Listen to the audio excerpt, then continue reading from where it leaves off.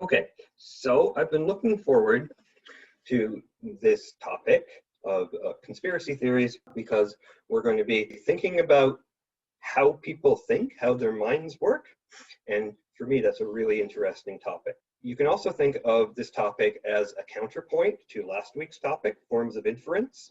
You can think about last week's topic as what are the logical reasons why we believe things. This week, we're going to be talking about the not logical reasons why we believe things. So in case you're not familiar with what a conspiracy theory is, I lifted the definition straight from Wikipedia. Conspiracy theory is an explanation for an event or situation that invokes a conspiracy by sinister and powerful groups, often political in nature, where other explanations are more probable. So conspiracy theory is a case where there's a situation and there's a perfectly ordinary explanation for it, but for whatever reason, the people who hold the conspiracy theory think that there's a hidden explanation for it, which normally involves people deceiving everybody else about it. Some examples are the belief that the Earth is flat, the claim that the moon landing was faked, Holocaust denial is a form of conspiracy theory, as is climate change denial in some forms, and QAnon is a conspiracy theory that's been hot for a few years because it all revolves around Donald Trump. There's a whole bunch of conspiracy theories related to the COVID-19 pandemic, which you've probably heard. Yeah, actually, how about an anecdote? So a few months ago, I went out, like in the summer, I went out in the grounds to have a smoke, and there was one of my neighbors, somebody else who lived in the apartment building, not somebody that I knew, but he lived in the apartment building because he was walking his dog on the apartment building grounds, and he was friendly. We just started talking. I don't remember what about, and then he started talking about 5G internet or 5G. Is it internet or cell phones? It doesn't matter. This conspiracy theory that the 5G network towers were the cause of the pandemic. Like he also said that he heard it was created in a lab and that he didn't think it was natural. And I was not arguing with him, partly because I'm a friendly person and I don't like conflict. Also partly because I had actually never heard any of these claims before. And when somebody says something bizarre to me, I generally don't know what to say back. So, I just sort of nod. So those like it being created in a lab, it being like a planned thing, those are some conspiracy theories surrounding it. The 5G thing, something about Bill Gates wanting to put chips in our heads. I can't even explain that one. Anyway, examples. Those are examples.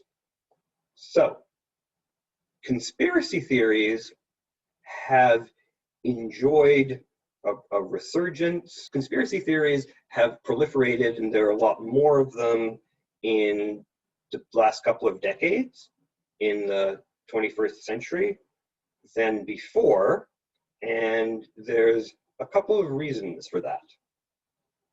One of the reasons is the way the internet makes it so easy for people to share ideas, and also how the internet makes it difficult to tell when a source is authoritative and when it's just somebody making shit up. So this makes it harder. So this, first of all, this lets conspiracy theories or ideas that can be used to support conspiracy theories spread widely and quickly, and it also makes it harder for people to tell the difference between good information and bad information. That's one reason. The second reason has to do with the fact that conspiracy theories are mostly only appealing to white men, and they're also most predominant in the United States. I'm not saying that everybody who holds a conspiracy theory is a white male, but your average conspiracy theory holder probably is. And in order to explain this, we have to delve a bit into the history of American politics. Some of you will have heard this before, so I'm not going to spend a lot of time on it. Everything that I'm going to say, though, is very well documented. There's lots of books and articles and films and everything that talks about this history. So if you want to know more about it, the information is easy to find. And if anything that I say sounds implausible, there's lots of evidence to back it up. I'm already starting to sound like a conspiracy theorist now. Anyway, let's go. US politics is dominated by two political parties. It's often described as a two-party system. They have more than two parties, but basically only these two parties ever win elections. They have the Green Party, and well, I can't think of any others because they're so tiny and not influential. But generally, at any time, it's either going to be the Democratic Party in control or the Republican Party in control of the government. Their political system is really complicated and stupid. The president can belong to a different party than the House of Representatives. We don't need to go into that, luckily. Okay, so two parties. The Democratic Party, which is normally understood as having liberal kind of politics, and the Republican Party, which is normally understood as having conservative kind of politics, although neither of these things is strictly or precisely true. So the Democratic Party has what you could broadly call liberal politics. Some of the things that they're in favor of is racial and gender equality, minority rights, universal health care, a strong social safety net, regulation of businesses in areas of, let's say, finance and the environment, and progressive taxation, which means the more money you make, the richer you are, the larger a share of your income you pay in taxes. And so rich people should pay higher tax rates than poor people. The Republican Party, you can basically think of in terms of being against all of those things. They're against government regulation. They either want a very small and weak social safety net, or none at all. Depends who you ask and which day you ask them.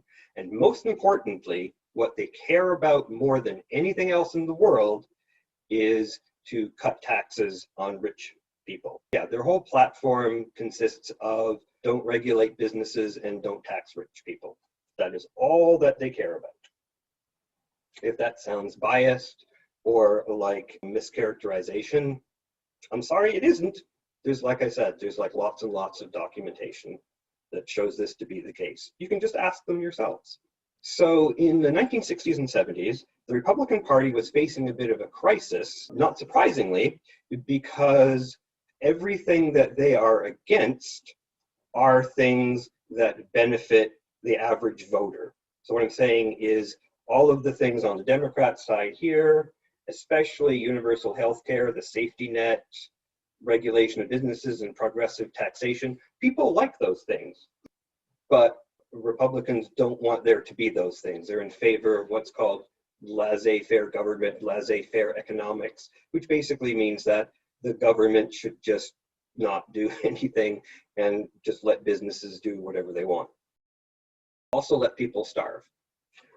So anyway, unsurprisingly, that made it kind of hard for them to get votes. So instead of changing their actual policies, what they did was essentially come up with a huge con job, starting with Richard Nixon, who was president of the US between 1969 and 1974.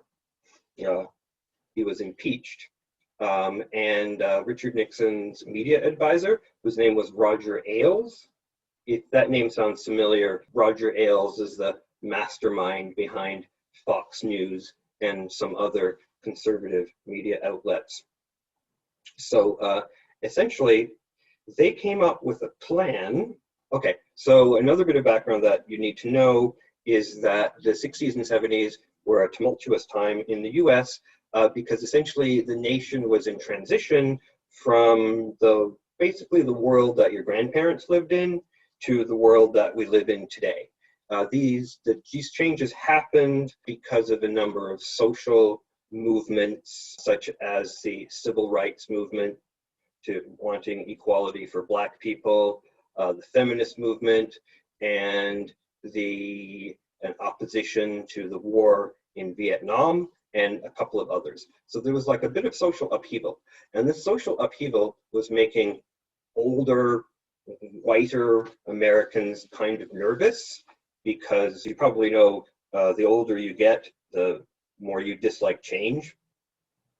So what Nixon and Ailes decided to do was to capitalize on this worry that older white Americans had about change.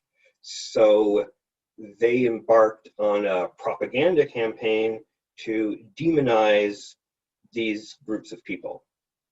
In so doing, they fostered an us versus them mentality.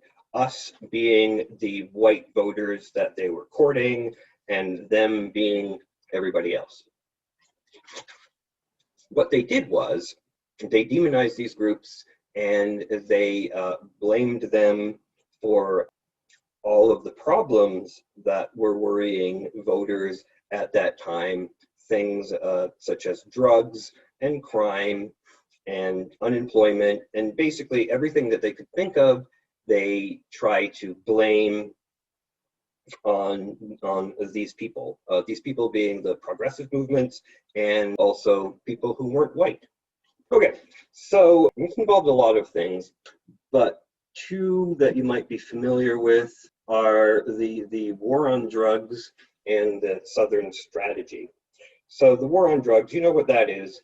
That was started under the Nixon administration, and what you possibly don't know is that the reason why it existed was to form a sort of legal smokescreen or alibi for the oppression of minorities or anybody that Nixon saw as his enemies.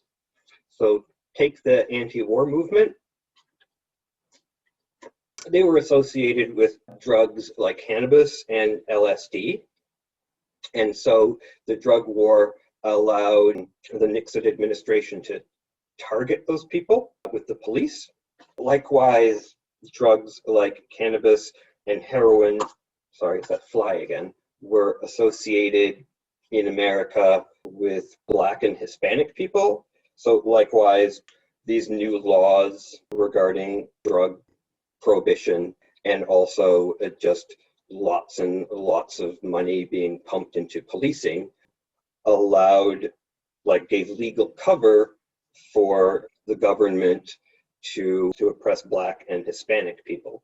Again, this sounds like a conspiracy theory, but it's actually straight out of the mouths of the people who actually did this.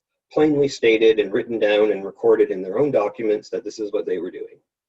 This is where we got concepts like family values and law and order. Like these words are actually euphemisms.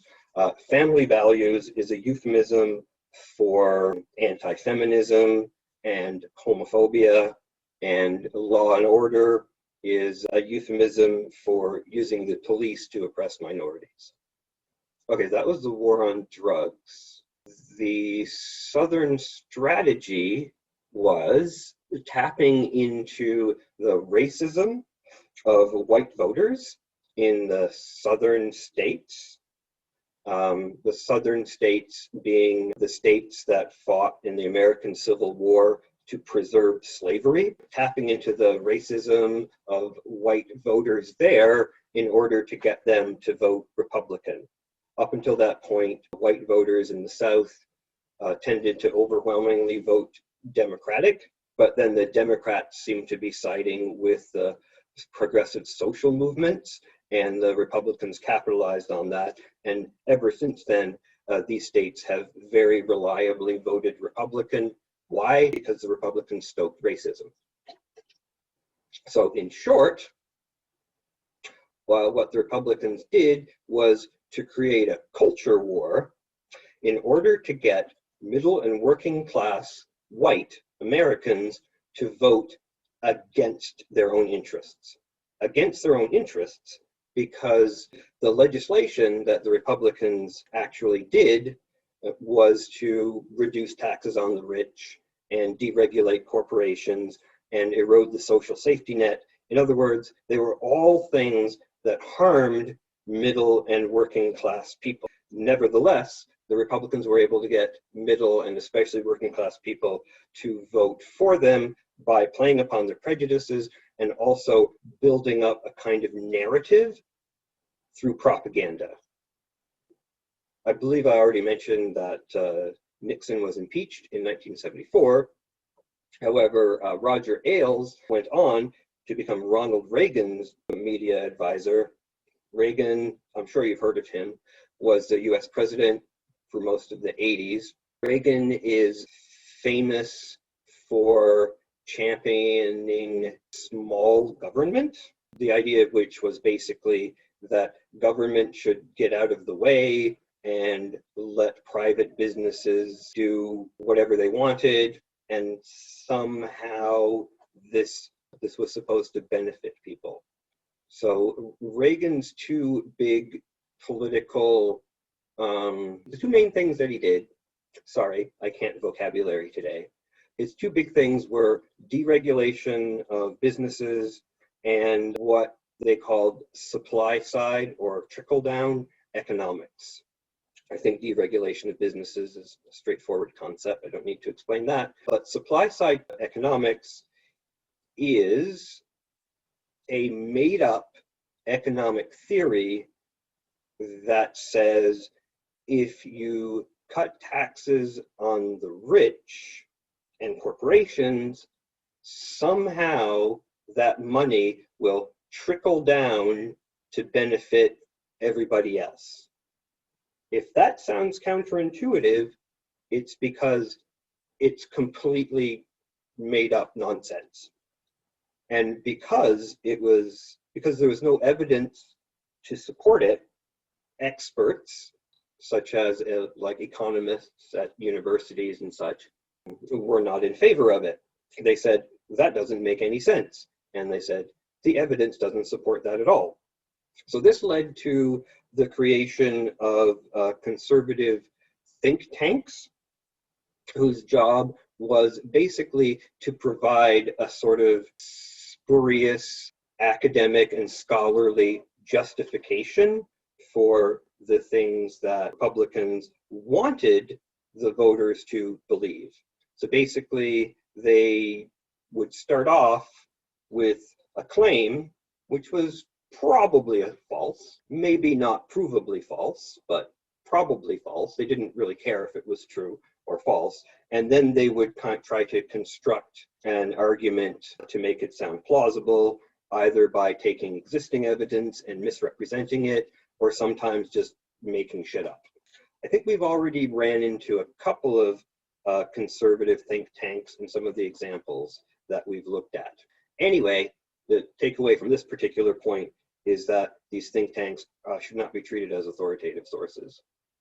Another thing that Reagan did was to foster a sort of anti-intellectual attitude among Americans, an anti-intellectual attitude being the idea that academics and experts and people at universities were snobby people who were out of touch with reality, and that people should believe things based on their own common sense rather than listening to people who spent their entire lives researching and thinking about things.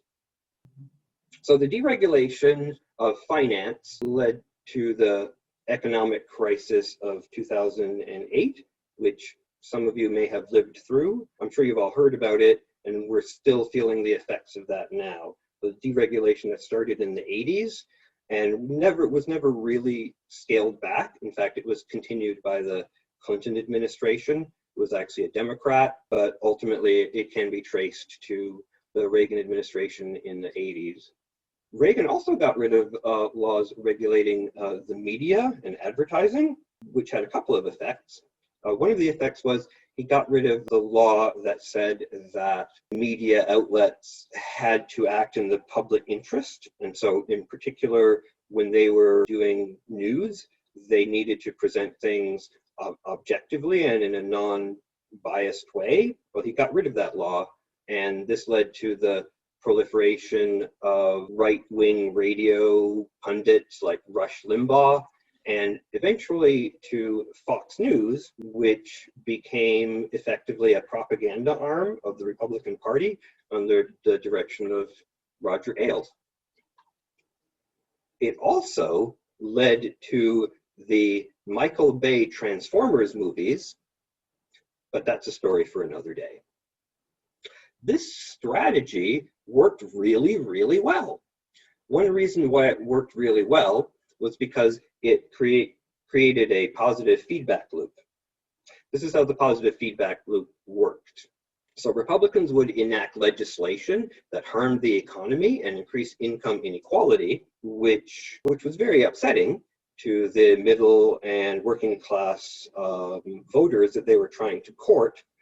But what they did was they were successfully able to divert blame for these economic problems onto people like immigrants and feminists.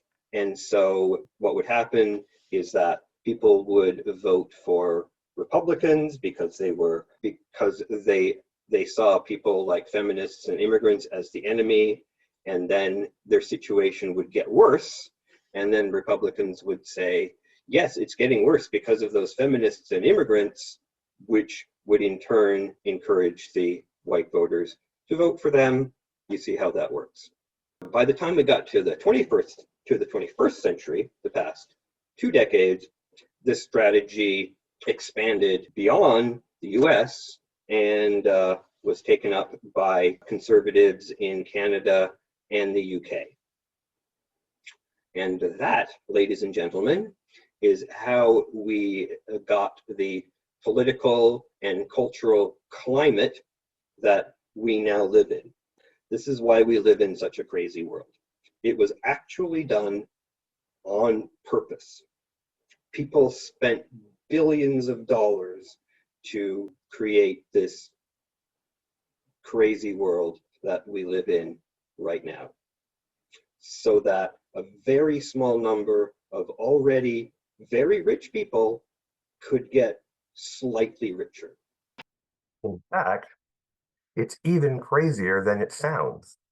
Republican policies, cutting taxes on the rich and paying for these tax cuts by cutting government spending on essential things like health and safety regulations, hospitals, and public education, all of these things harm the economy. They harm the economy in a couple of ways. The most straightforward way that they harm the economy is that every time government downsizes and someone like Elon Musk celebrates that he has like eliminated so many so-called redundant jobs, well, those are job losses. Those are people who are out of work and they're now drawing unemployment insurance. I mean, if they're lucky, what they're not doing is contributing to the economy and paying taxes.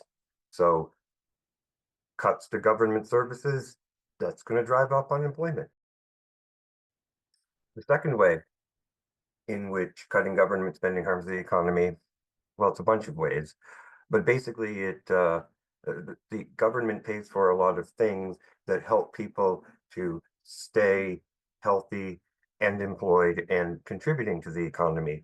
So, for example, if you get sick or disabled, then you're not going to be contributing to the economy as much or possibly at all.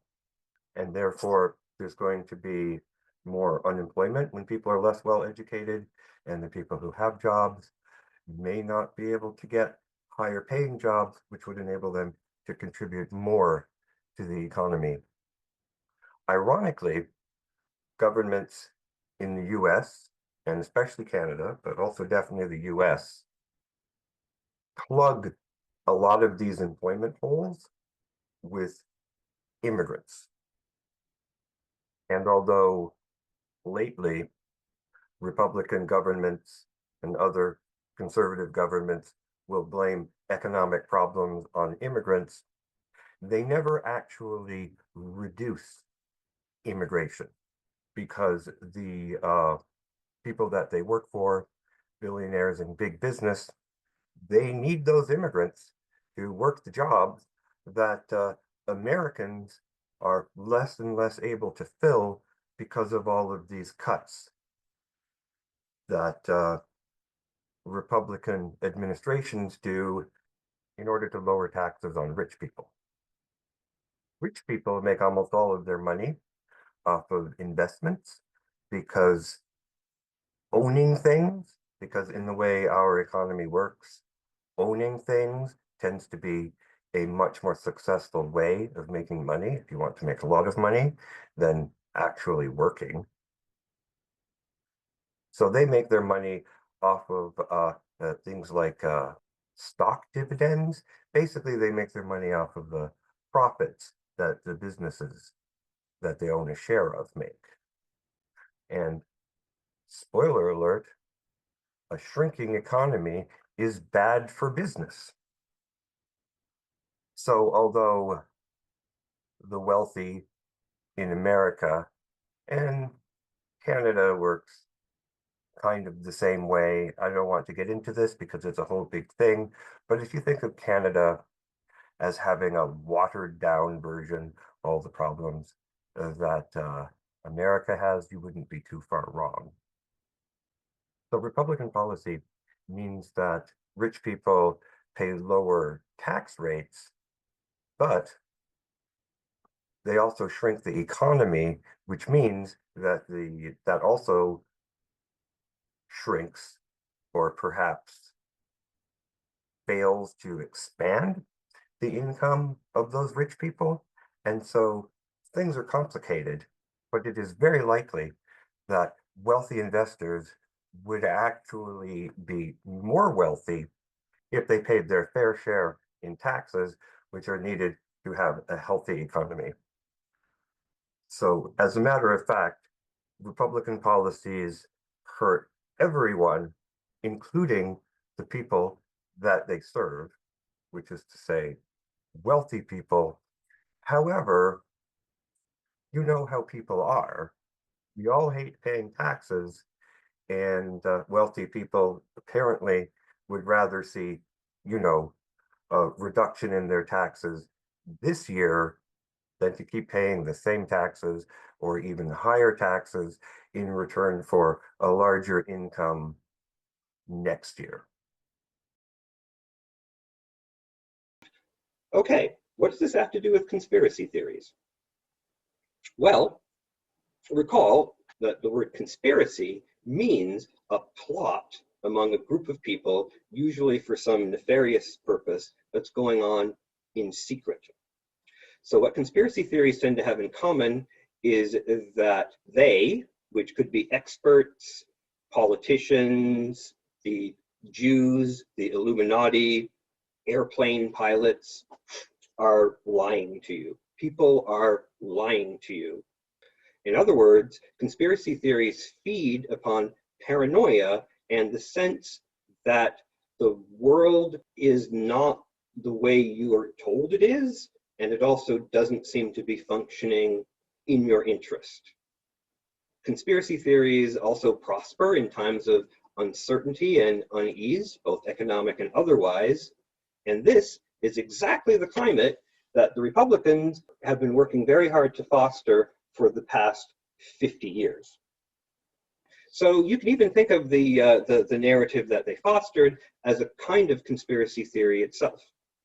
So getting back to the topic of the psychology of conspiracy theories, why do people believe things that are demonstrably untrue and that make their friends and family think that they're crazy?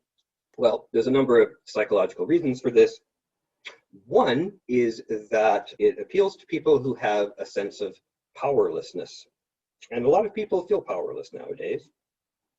It appeals to people with a sense of powerlessness because it gives them a kind of understanding of what's going on, an explanation for why the world doesn't seem to be the way it should be.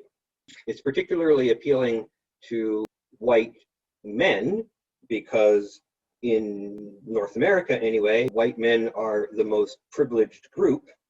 And if you're constantly being told that you, as a white man like me, have this advantage over everybody who's different from you, and you're not succeeding, you have to ask what's wrong.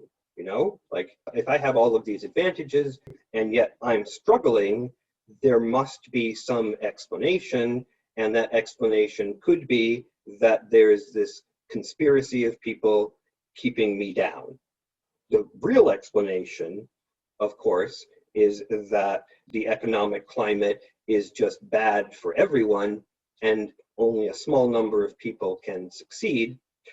But as I hope is becoming clear, there is a lot of disinformation out there pointing people away from the direction of the correct ideas. Also, people can get a lot of validation from being in the know, from believing that everybody else is buying into this false narrative, but you and the small number of people who agree with you know better, and that, of course, makes you feel better about yourself. It can also provide a sense of community. I said that it can alienate you from your friends and family, which is true, but conspiracy theories, you will find, mostly appeal to people who are, for whatever reason, somewhat socially isolated. So they find a community of people online, may never meet face to face, but maybe they do. They can have conventions and stuff, and it provides like a sense of community, and everybody needs a sense of community. Everybody needs to feel connected with and validated by other people. So the last point I'm going to make is that conspiracy theories, whether you're a Holocaust denier, or whether you think the moon landing was faked, or whether you're QAnon conspiracy theorist, they all have roughly the same shape. Like the lie changes. Like if you think that the earth is flat and all the scientists and airlines and whatever are lying to you, you don't believe the same thing as people who buy into the QAnon deep state conspiracy, but you also believe that everybody is lying to you, or like everybody is either lying to you or has been fooled by the people who are propagating the lies, but you and the small group of people who agree with you are the possessors of the really true truth. So you can see they all have kind of the same shape, which is why, incidentally, people who believe in conspiracy theories, people who believe in one conspiracy theory are much more likely than the average person to believe in another conspiracy theory, and sometimes they will even believe in conspiracy theories that mutually contradict one another, because they all have generally the same shape. You're being lied to, the world is not acting in your interest. So the connection here between the objectively true story that I told you about US politics and conspiracy theories, some of which have to do with politics, like QAnon.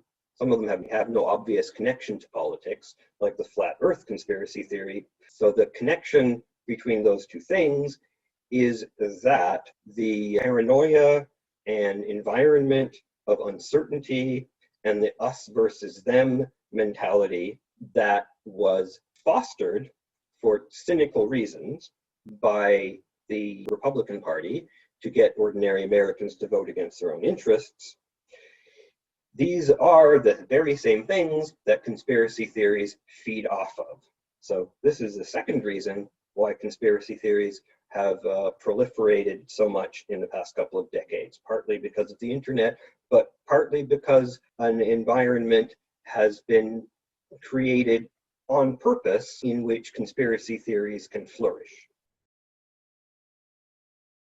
Remember what I said earlier about the core of all conspiracy theories being the sense that you're being lied to, that the world doesn't work the way that you're told it does, and it seems to be rigged against you?